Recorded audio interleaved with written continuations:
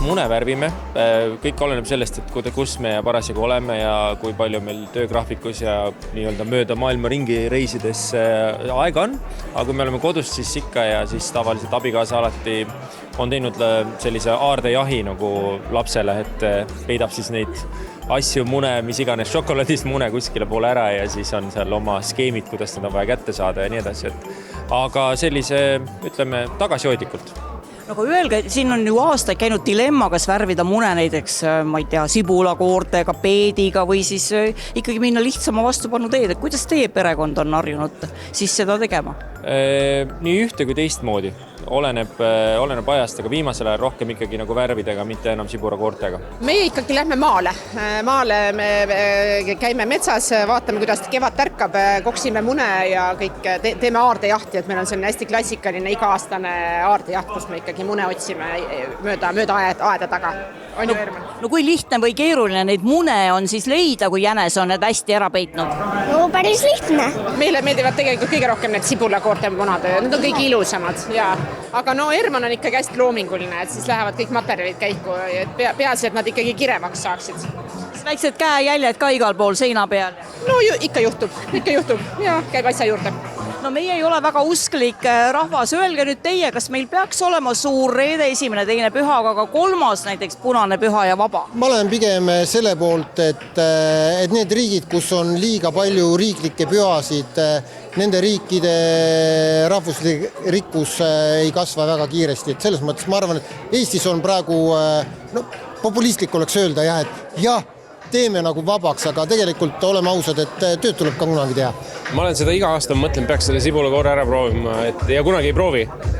Ja ma mäletan, mu vanema seal kogu aeg see sibulakoore muna oli laua peal, et äkki ma teen seekord ära isegi.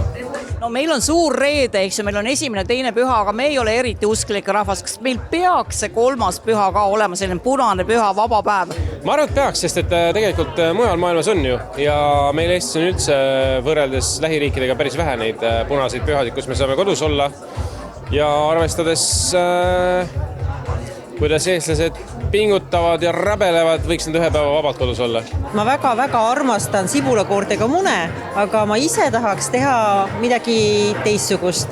Ja mul on see aasta selline plaan, et kõikidele, kellele ma kingin munad, ma kirjutan väikse sõnumi neile sinna peale.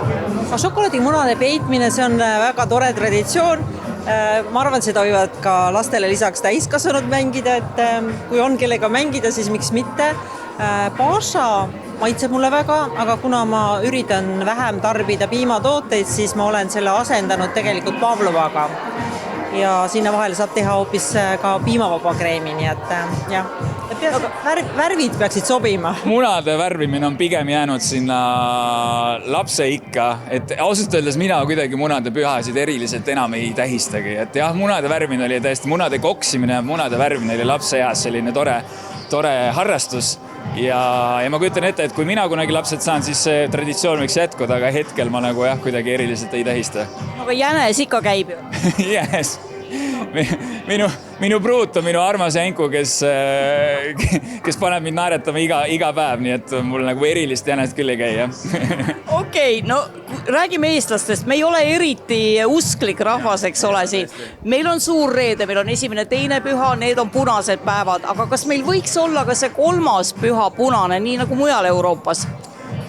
Minu meelest me võiksime väga palju asju võtta üle Euroopast ja kas või see üks lisapäev, kui peaks see punane päev sattuma nädalavahetusele, siis minu meelest võiks anda selle lisapuhkuspäeva siis nendest tööpäevadest või siis veel, kui see punane päev on jäänud näiteks teisipäevale, siis esmaspäev võiks ka vaba olla. Kõik värvid on nagu moe, see on nagu vikerkaar, siis see ongi ja see tähendab, et millised nagu värvid teile nagu meeldivad, see on ka tähtis, aga milline interior ja kes nagu teiega nagu elab, see ongi nagu eksperimenteerige. Teate, mul just tule meelde kõige tähtsam värv on kindlasti selline värv, see nagu punane, see on TV3 värv.